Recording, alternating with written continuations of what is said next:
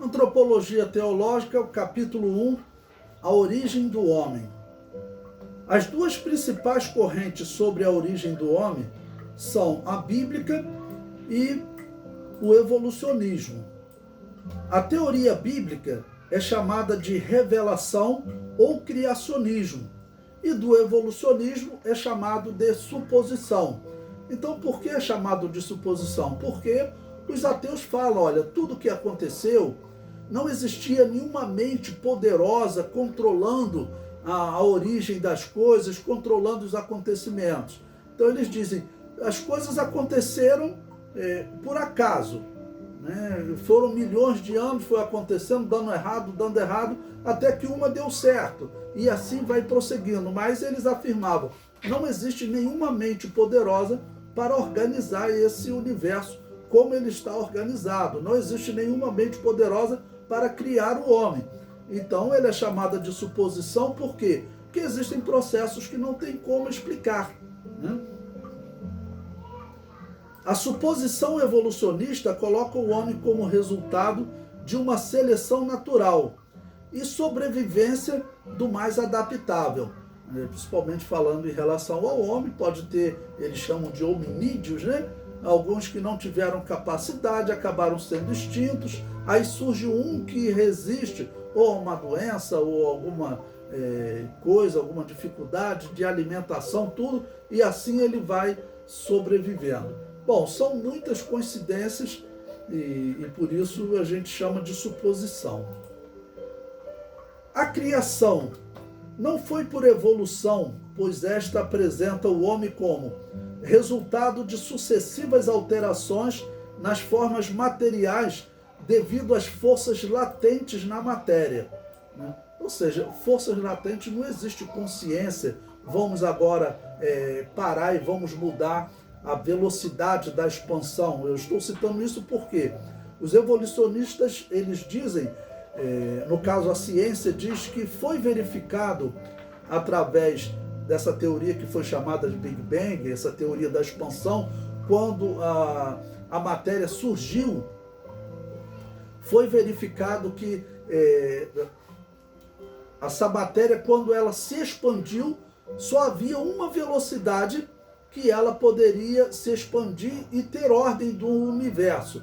Então eles falam, numa obra do acaso, numa grande coincidência, foi exatamente essa taxa que foi a taxa inicial de evolução. Mas não foi só isso. Essa taxa deveria ter uma mudança depois de tanto tempo. Exatamente, ela tinha que mudar para uma outra taxa específica. Olha, exatamente nesse tempo ele mudou para uma taxa específica. Então você vai tendo possibilidades e possibilidades, né? São tantos acasos se multiplicando que é muito mais fácil você acreditar que existe uma mente poderosa determinando, olha, a velocidade inicial será essa, depois de tanto tempo, essa velocidade ela vai mudar para a velocidade tal, para que haja harmonia no universo. Senão não existiria harmonia, não existiria as estrelas, não existiria os planetas, seriam apenas átomos voando no espaço.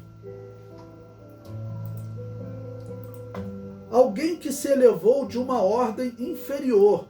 É assim que o evolucionismo trata, né? Porque, segundo o evolucionismo, um dia você foi uma ameba, né? Eles falam isso, né?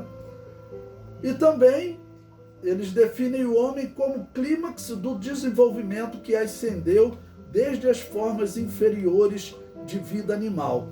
Só que interessante também, eles não encontram nenhuma sequer vida que esteja num intervalo de mudança. Por exemplo, nunca encontraram, né, o que seria o elo entre o homem e o macaco, porque em algum momento, se foi macaco, ficaram milhões de anos, né? Então teriam que achar diversas ossadas exatamente que seriam meio homem, meio macaco.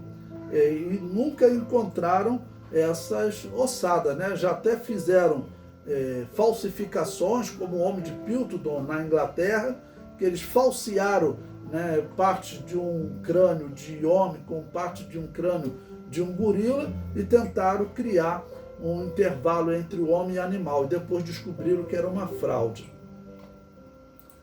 A realidade da teoria da evolução. Em várias escavações e pesquisas, não tem sido encontrado entre os milhões de diferentes espécies nenhum só elo de ligação entre uma espécie em evolução e a espécie já evoluída. Então, teria que encontrar, né? E qual o intervalo, principalmente esse é o exemplo que eles citam, entre os animais inferiores e o homem, né? Algum animal que tivesse pelo menos uma parte pequena dessa capacidade humana de assimilar conhecimento e organizar soluções, né? Essa é uma questão que não tem como a ciência responder. A ciência mental e todas as ciências físicas ainda não conseguiram descobrir uma só partícula de evidência mostrando ou mesmo sugerindo que qualquer animal pode chegar ou já chegou a um ponto quando lenta ou subitamente pode vir a tornar-se possuidor de uma alma humana. Ou seja, qualquer animal que estivesse num estado intermediário, né? De uma alma humana, de uma mente humana ou de um corpo humano. Embora os cientistas hajam trabalhado muitos anos pesquisando, examinando a terra, mares e os restos de fósseis de um sem número de espécies de plantas e animais e tenham aplicado todo o gênio inventivo de homem para obter e perpetuar novas raças e variedades, nunca exibiram uma prova decisiva de que a transformação das espécies, pelo menos uma vez, tenha sucedido. Nunca conseguiram, né? Então eu cito um exemplo interessante sobre uma comparação do cérebro humano com um computador. Então, por exemplo, nós temos o processador i7 da Intel, que é um processador que eles usam uma referência chamada MIPS, milhões de instruções computacionais por segundo.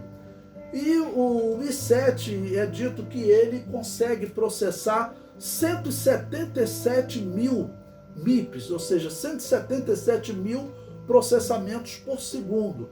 Esse é um dos computadores mais velozes que existe no mundo hoje. Existe o i9, mas a diferença não é muito grande e ainda não está muito difundido. Então pense, esse i7, ele processa então 177 mil por segundo. O maior computador, o mais veloz computador que a humanidade já fez até hoje, que é o Deep Blue, de 177 mil do i7, o Deep Blue ele produz 3 milhões, olha só, 177 mil para 3 milhões. E aí eu pergunto para os evolucionistas, o cérebro, aquela obra que surgiu por acaso, né, segundo os cientistas, a que você compararia? Você compararia ao i7, que processa 177 mil por segundo, ou você compara a um Deep Blue, esse supercomputador da IBM, que tem 3 milhões de procedimentos por segundo. Já o cérebro humano, ele não fica nem nos 177 mil, nem nos 3 milhões, mas segundo a ciência, ele dá um salto para 100 milhões de processamentos por segundo.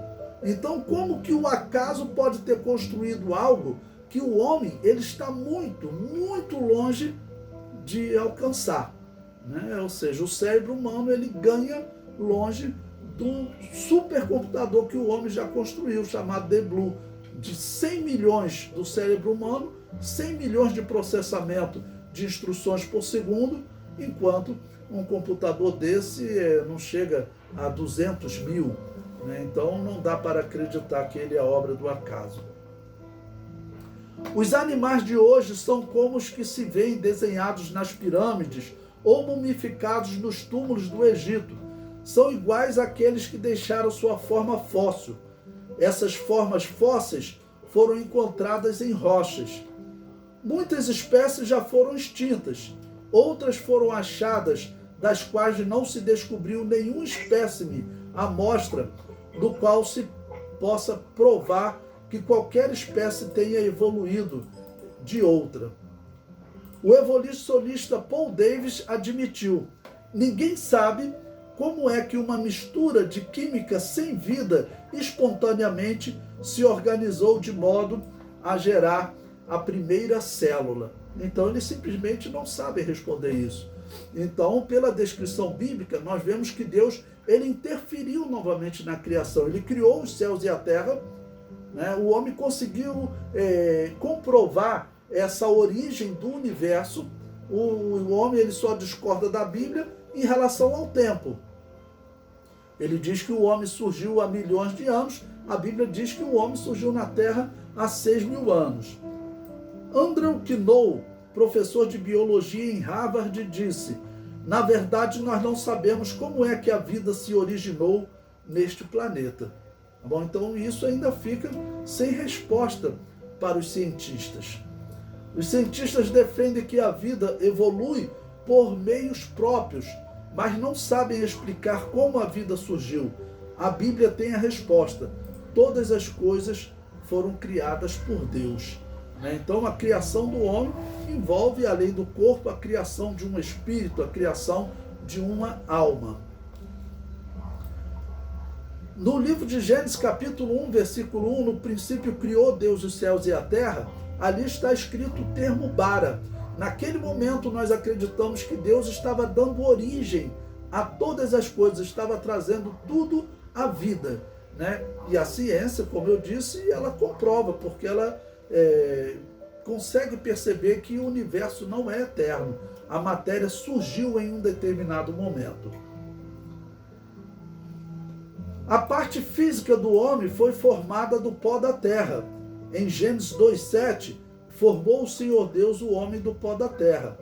Ou seja, esse termo formou no hebraico é o termo yatsar, que significa transformação de algo existente. Por quê?